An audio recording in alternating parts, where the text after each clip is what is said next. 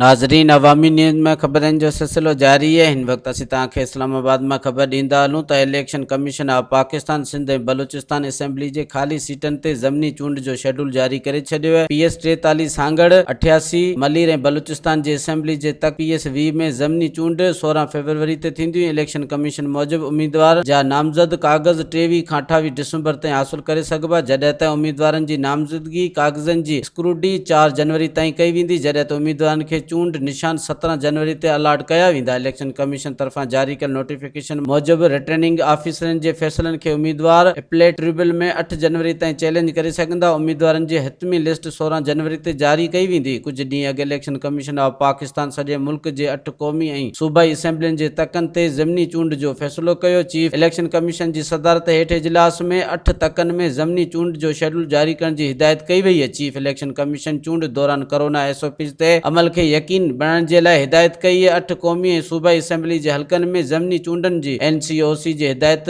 मुलतवी कई वई आहे। पाकिस्तान पीपल्स पार्टी तरफां सिंध असेंबली जे 3 ख़ाली तकनि ते ज़मनी चूंड कराइण जे लाइ इलेक्शन कमीशन खे ख़त लिखियो। सॼे मुल्क में क़ौमी ऐं सूबाई असेंबली जे 8 ख़ाली सीटनि ते ज़मनी चूंड थियणियूं आहिनि। सॼे मुल्क में 2 क़ौमी असेंबली ऐं 6 सूबाई असेंबली जूं सीटूं ख़ाली आहिनि। क़ौमी असेंबली जी सीट NA 75 सियालकोट ऐं NA 45 होकरज़ाई, सूबाई असेंबली जी seat PS 51 Gujranwala, Sindh assembly जे तक PS 88 Malir, PS 52 PS 43 Sanghar, Khyber Pakhtunkhwa assembly जे तक PS 63 नौशेरा ऐं बलूचिस्तान असेंबली जे तक PS 20 पेशन जी खाली सीट है। मजीद खबरों और तफसीलात के लिए विजिट करें हमारी वेबसाइट www.awamiNewsHD.com।